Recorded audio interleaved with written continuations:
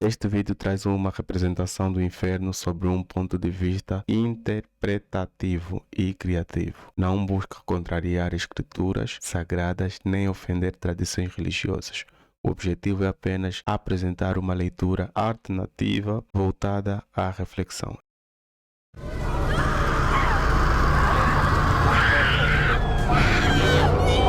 Famílias que têm crianças em casa, por favor, agora eu acho que não é um bom momento, que é para crianças estarem a assistir isso com vocês. Então é proibido a menor de 16 anos, tá? Para vocês verem o quanto este vídeo é forte, para verem o quanto este vídeo é mesmo forte. Temos que assistir com cabeça muito aberta, é?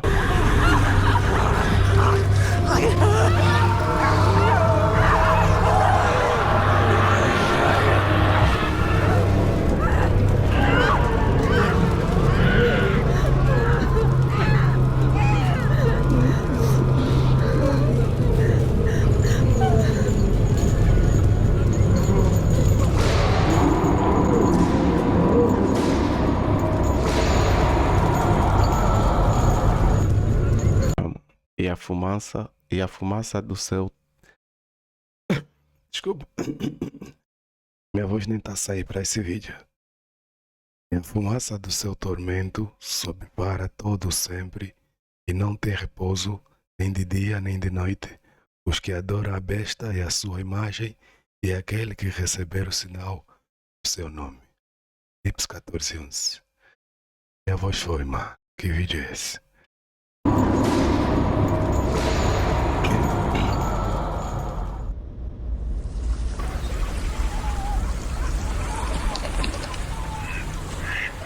Imagine que é apenas mais um dia comum na sua vida.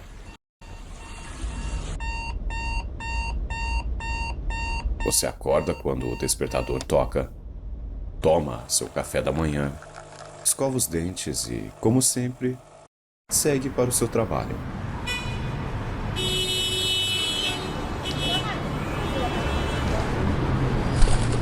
Tudo parece absolutamente normal, até que...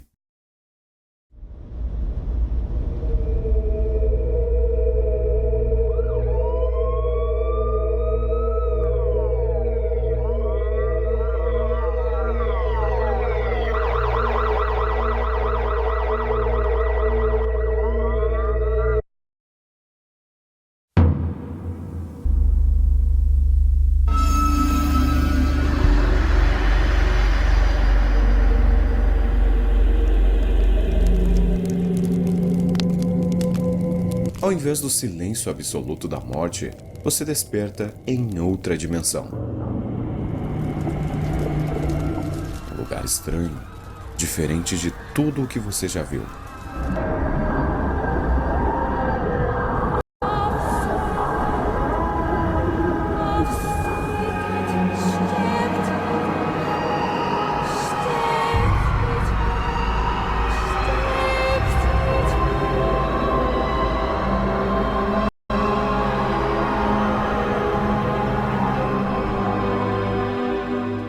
Não sei porque é que fui me pôr a ver esse vídeo de noite, pá. A voz voltou. Só era mesmo naquela hora daquela leitura. E de alguma forma você simplesmente sabe. Este será o seu lar pelo resto da eternidade.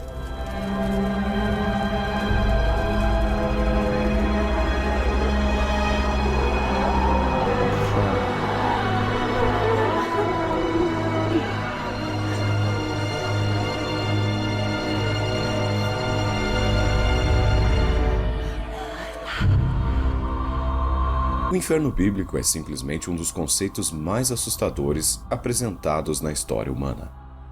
A tortura, nessa existência, por mais cruel que seja, termina quando o corpo se apaga. O luto, por mais insuportável que pareça, se dilui lentamente com o tempo. Mas o inferno não conhece esses limites. Aqui não existe o alívio da morte, nem a misericórdia do esquecimento. Os gritos não cessam. Eles ecoam, se misturam, formam um coral grotesco de desespero. E a pior parte é a lucidez, a consciência absoluta de que não existe saída. Você ficará ali não por 100 anos, não por 1 milhão de anos, não por 1 trilhão, mas sim para sempre.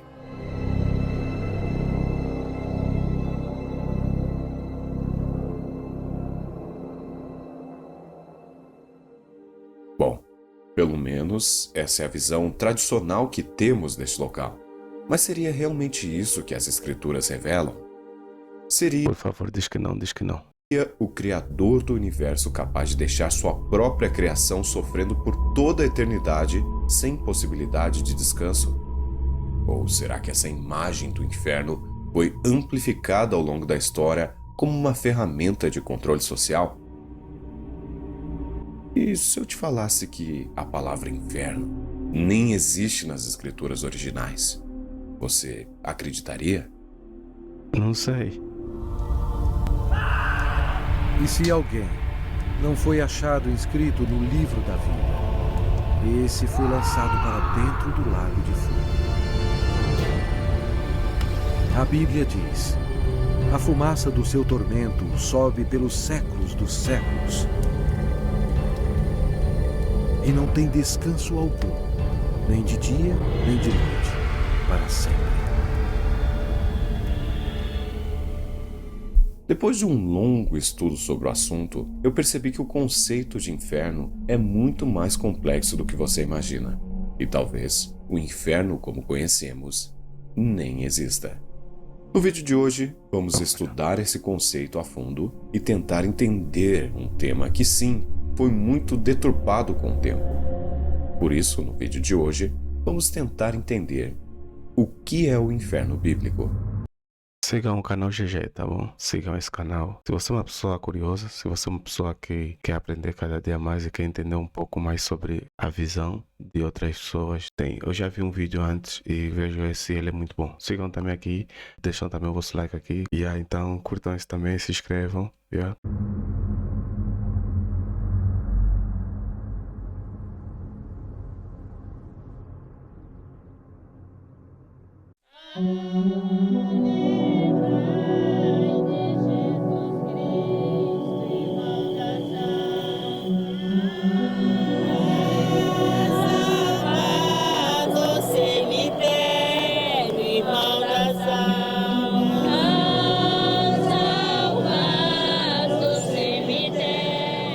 Muitos pensam que após a morte, sua alma é diretamente lançada ou para o inferno ou para o céu.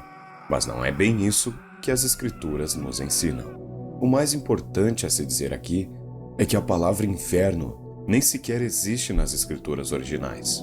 No Antigo Testamento, escrito em hebraico, a palavra usada era Sheol, basicamente o lugar dos mortos, uma espécie de cova ou mundo subterrâneo. Não era originalmente um lugar de punição eterna. Era simplesmente o destino comum de todos os que morriam, sejam bons ou maus. O livro de Eclesiastes explica mais sobre o que acontece com quem está no Sheol. Pois os vivos sabem que morrerão, mas os mortos nada sabem. Para eles não haverá mais recompensa e já não se tem lembrança deles. Eclesiastes 9:5-6. Bem que morrerão, mas os mortos nada sabem. Para eles não haverá mais recompensa e já não se tem lembrança deles. Para eles o amor, o ódio e a inveja há muito desapareceram. Nunca mais terão parte em nada do que acontece debaixo do sol. Ou seja, todos nós, bons ou ruins, vamos para o Sheol, o que já contradiz muito sobre a ideia de que ao morrer vamos diretamente para o inferno ou para o céu. Nem mesmo grandes homens como o rei Davi está no céu neste exato momento. Sejam-me lícito dizer-vos livremente acerca do patriarca. Homens e irmãos, seja-me lícito dizer-vos livremente acerca do patriarca Davi. E ele morreu e foi sepultado. E entre nós está até hoje e a sua sepultura. Atos 2:29. Davi, que ele morreu e foi sepultado. E entre nós está até hoje o seu sepulcro, porque Davi não subiu aos céus. Criadora dos mortais viventes, sois dos santos portas, dos anjos senhora, sois forte esquadrão. Alguns versículos sugerem que apenas alguns homens podem estar no céu, como Enoque, Elias e Moisés. Mas a maioria dos mortos ainda aguarda a ressurreição e o julgamento final. Mas o Senhor me... Mas espera, isso significa que pode existir, mas enquanto não chegar aquele fim do mundo, todo mundo que morrer vai ser só simplesmente um morto. Então significa que pode ser possível que sim, que exista um inferno, estás a ver? Mas não agora, não se você morrer antes do juízo final chegar. devolveu a vida. Senhor, meu Deus.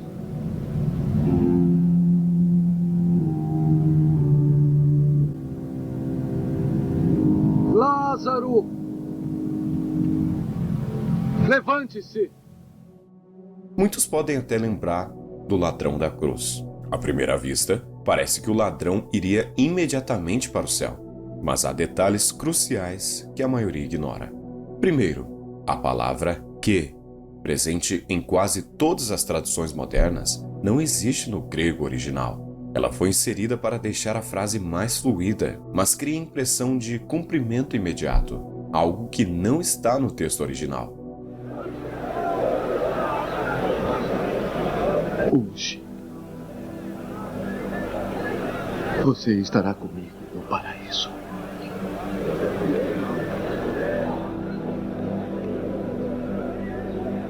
Além disso, Jesus foi sepultado naquele mesmo dia e só ressuscitou ao terceiro dia. Por isso, não faria sentido o ladrão estar com ele no paraíso imediatamente. No grego, a frase de uma maneira mais literal e fiel à teologia bíblica seria: Amém, estarás comigo no paraíso. Isso muda completamente a frase, mas existem diversos outros versículos que comprovam que ninguém está no inferno, mas sim no Sheol, ou seja, sepultura, esperando pelo julgamento final. E muitos dos que dormem no pó da terra ressuscitarão, uns para a vida eterna e outros para a vergonha e desprezo Foi o que eu eterno. falei, tá sabendo?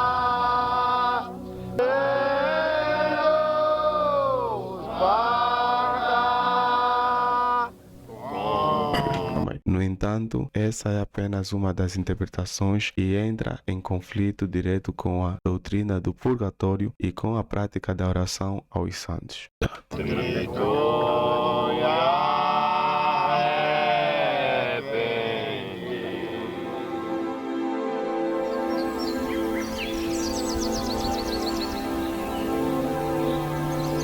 No Novo Testamento grego, a palavra usada para o mundo dos mortos não é mais Sheol, mas sim Hades, que é basicamente a mesma coisa. Na parábola de Lucas, Jesus conta que o ímpio está sofrendo no Hades enquanto o justo está descansando.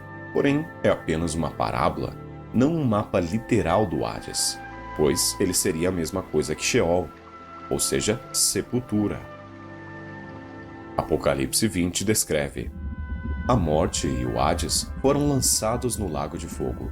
Ou seja, o Hades é temporário, um estágio intermediário até o juízo final. Interessante notar que, na sua Bíblia, provavelmente a palavra usada aqui é inferno e não Hades. Uma tradução bem errônea. Como que o inferno, que é o fogo que nunca se apaga, vai ser lançado no lago de fogo? Não faz sentido. Além de Sheol e Hades, temos também o Guiena e Tártaro. Guiena é o mais próximo que temos de inferno, porém é uma metáfora.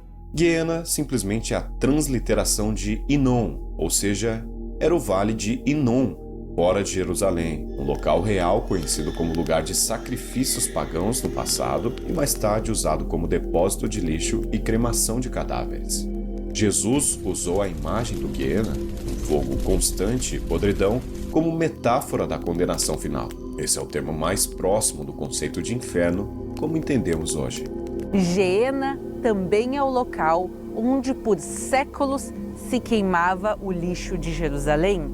Então o vale é associado com o fogo eterno pelo lixo que constantemente queimava aqui e também pelos sacrifícios queimados aqui. Tártaro era a prisão dos anjos caídos, mas foi erroneamente traduzido como inferno. Ou seja, resumindo tudo que eu falei aqui: Sheol ou Hades, estado dos mortos, sepultura; Guiena, o lixão de Jerusalém, usado como metáfora da condenação final; e Tártaro, uma prisão de anjos. Todos esses nomes foram traduzidos como inferno, de onde vem a palavra inferno. Isso apagou as distinções originais e consolidou a ideia de que todas as referências eram sobre o mesmo lugar: o inferno eterno de fogo. Mas não se engane, a condenação final existe sem sombra de dúvidas, a qual é um acontecimento futuro.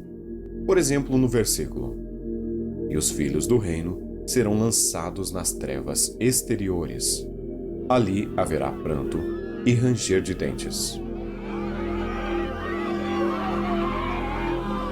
Ou seja, sempre que a Bíblia menciona o Guiena, ela fala no futuro. Vemos sempre as palavras serão e haverá, e isso aparece diversas vezes. Ou seja, neste momento, não existe ninguém no inferno. Ou melhor ainda, o inferno nem existe. Mas no momento o inferno ainda não existe, mas pode existir. Sim, a condenação final e o lago de fogo. Mas agora, basta descobrir se o tormento nesse lago de fogo é eterno ou não.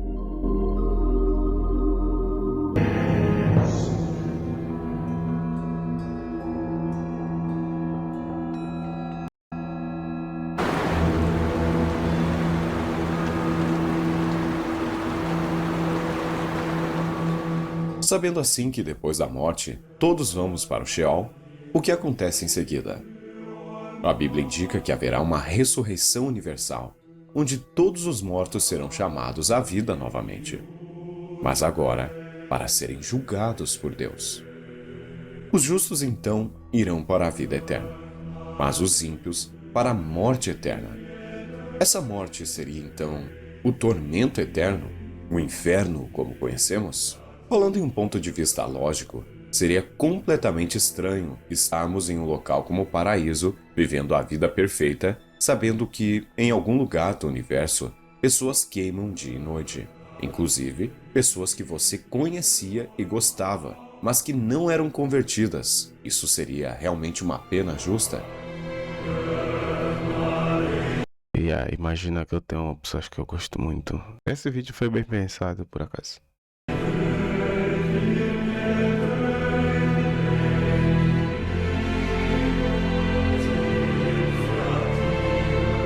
Isso pode incluir pessoas boas, familiares e até mesmo jovens. Isso é mais do que cruel. É uma pena injusta. Em Lucas capítulo 12, Jesus conta a parábola do servo fiel e do servo mau, que mostra que aqueles que conhecem e recebem mais da graça de Deus têm maior responsabilidade diante dele. Aqui ele deixa claro que o julgamento não é igual para todos. Por exemplo, seria justo se Hitler fosse jogado no fogo eterno junto com um ladrão de galinhas que não se arrependeu? Os dois sofreriam a mesma pena.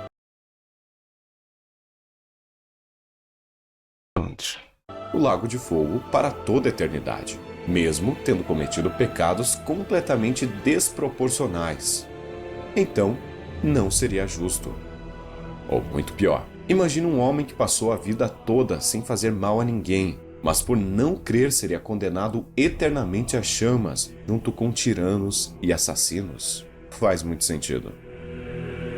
Basicamente uma pessoa tipo eu, não num todo, né? Mas imagina que você até tenta não prejudicar ninguém, mas você não crê, tá sabendo? Imagina que você é aquela pessoa que não quer mal para ninguém, mas também não quer se envolver em religião. Eu acho que mesmo quando eu me tornar, né, se eu me tornar religioso, acho que eu não... é complicado.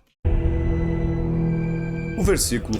Esse vídeo me deixou sem palavras. Fala o seguinte: e o servo que soube a vontade do seu senhor e não se aprontou, nem fez conforme a sua vontade, será castigado com muitos açoites.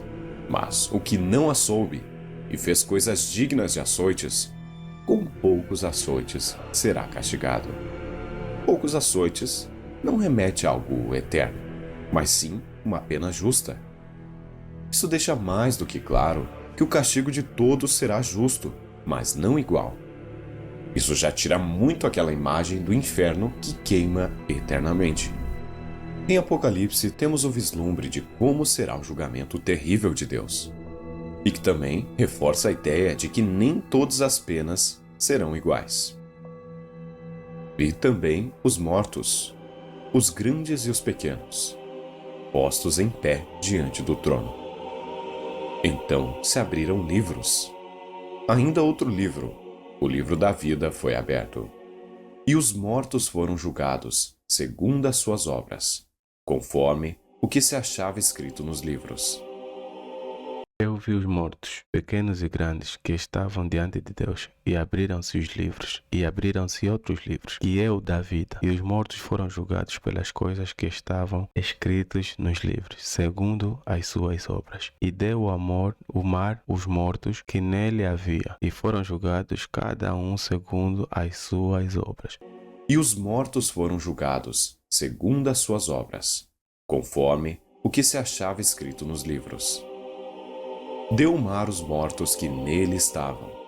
A morte e o além entregaram os mortos que nele havia, e foram julgados, um por um, segundo as suas obras. Apocalipse capítulo 20, versículo 14.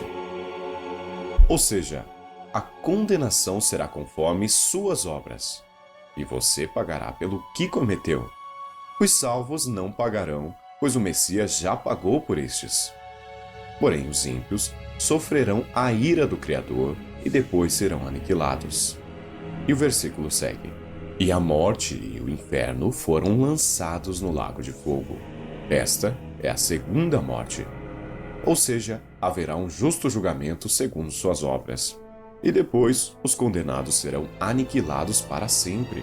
Mas isso não significa que eles sofrerão para toda a eternidade, mas sim que pagarão pelo que cometeram.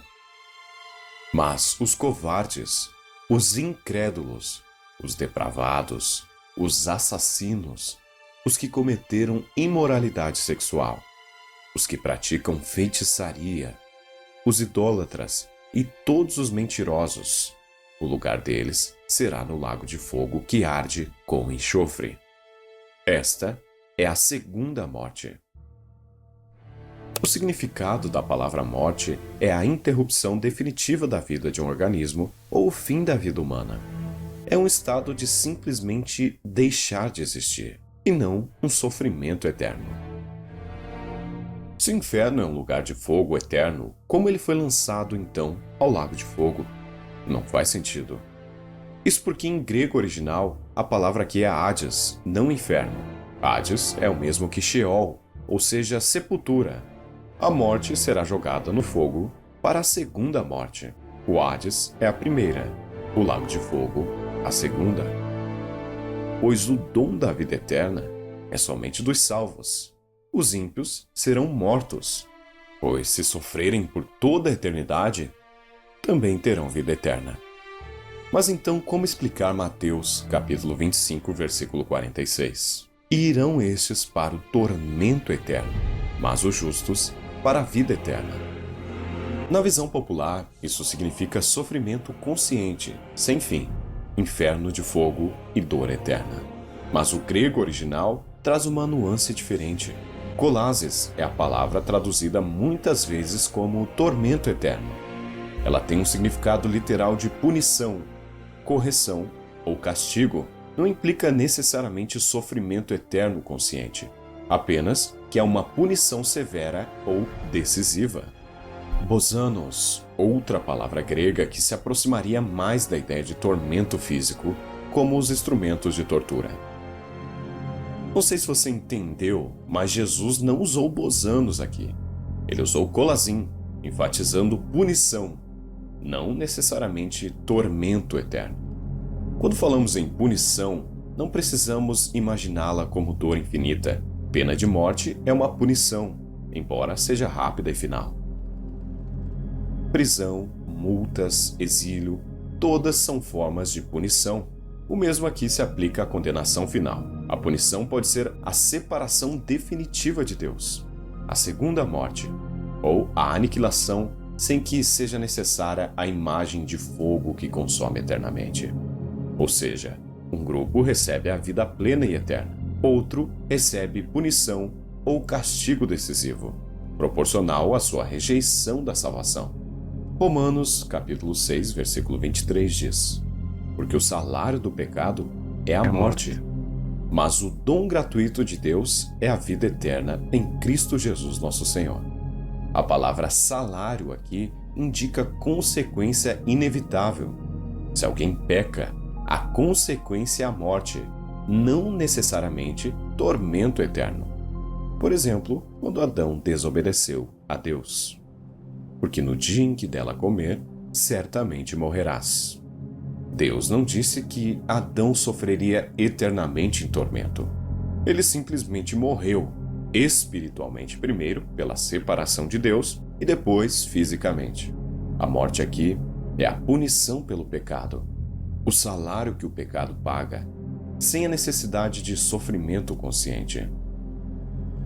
Quem obedece aos mandamentos preservará sua vida, mas quem despreza os seus caminhos morrerá. Aqui vemos a mesma lógica. Obediência preserva a vida. Desobediência traz a morte. O que mais tem são versículos que dão a ideia de uma morte eterna, uma destruição, uma aniquilação, mas não um sofrimento eterno. Mas o versículo que mais deixa claro essa ideia está em 2 Tessalonicenses. Eles sofrerão a pena de destruição eterna, a separação da presença do Senhor e da majestade do seu poder. Ou seja, a destruição é eterna porque as consequências são eternas. Os condenados nunca mais voltarão à vida e sofrerão o julgamento.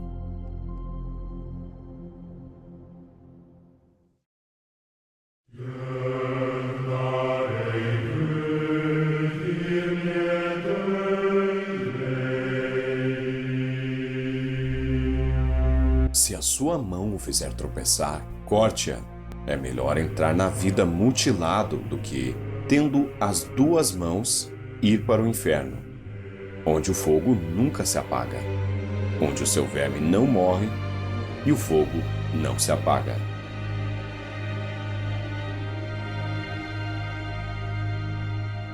Isso, obviamente, é uma hipérbole. Você não vai entrar na vida eterna todo mutilado. Por isso que é difícil de interpretar se você não souber o significado das palavras. Jesus diz repetidamente, onde o seu verme não morre e o fogo não se apaga. Ele está se referindo ao termo grego Gehenna, como eu havia explicado, remetente ao vale de Inom. O fogo que não se apaga, mencionado no texto, não se refere a um tormento consciente ou sobrenatural, mas sim à constância do fogo que consumia materiais orgânicos e detritos. Como o fogo não podia consumir imediatamente todo o lixo depositado, os vermes presentes nos resíduos completavam o processo de decomposição, garantindo que nada permanecesse intacto. Essa imagem servia para Jesus ilustrar a destruição total e irrevogável dos que rejeitam Deus, usando um símbolo conhecido e assustador para o público judaico da época. Portanto, a expressão é metafórica e pedagógica. Se analisarmos outros textos bíblicos, fica evidente que a expressão fogo eterno é uma linguagem simbólica, usada para ilustrar uma destruição completa e irreversível, não necessariamente algo que nunca acaba. O exemplo clássico é dos Edomitas, descendentes de Esaú. Devido à sua arrogância e violência contra Israel, os profetas anunciaram que seriam consumidos pelo fogo. E o texto diz algo muito semelhante ao que conhecemos do inferno. Nem de noite, nem de dia se apagará. Subirá para sempre a sua fumaça. De geração em geração será assolada. Historicamente, o povo de Edom foi totalmente aniquilado. E hoje não vemos mais esse fogo que Isaías fala. O que permanece são as consequências dessa destruição, ou seja, a completa eliminação do povo. Isso realmente aconteceu na vida real. Este povo foi aniquilado pelo fogo.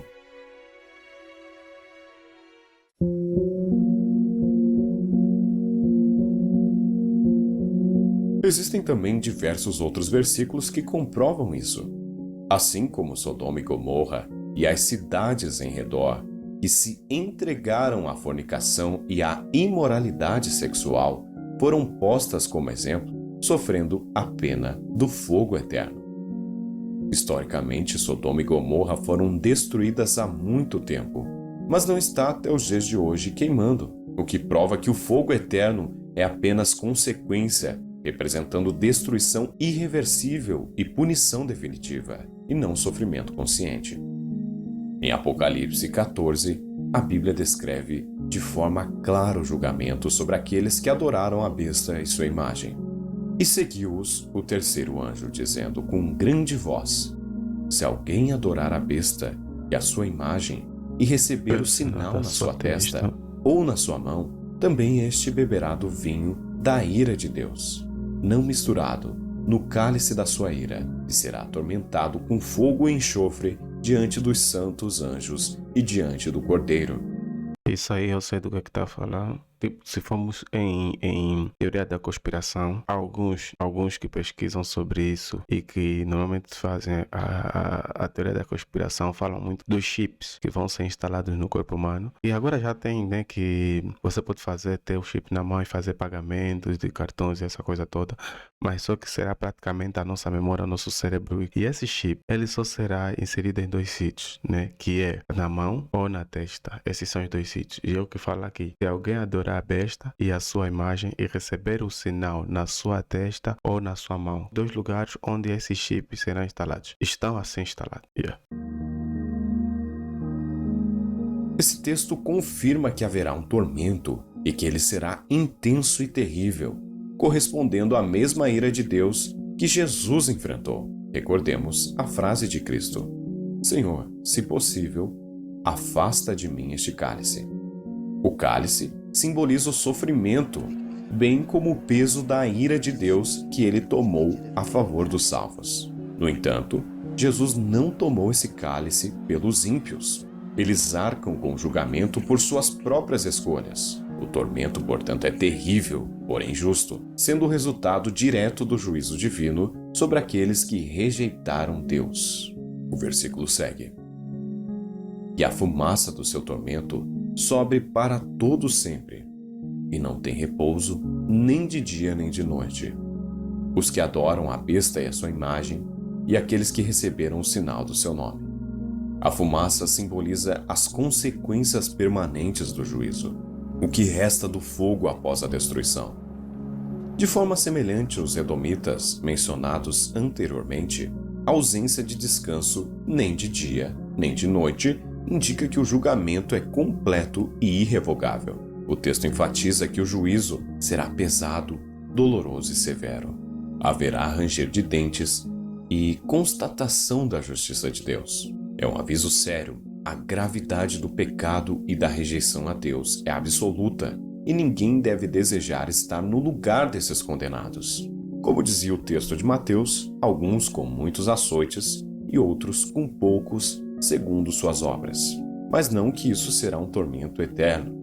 Depois do julgamento, terá o lago de fogo, que seria a segunda morte.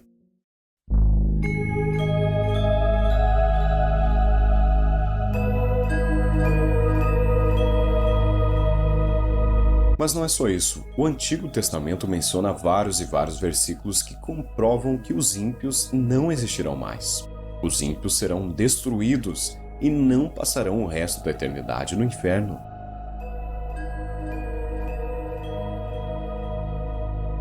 Até mesmo o Novo Testamento reforça isso. Não tenham medo dos que matam o corpo, mas não podem matar a alma. Antes, tenham medo daquele que pode destruir tanto a alma como o corpo no inferno.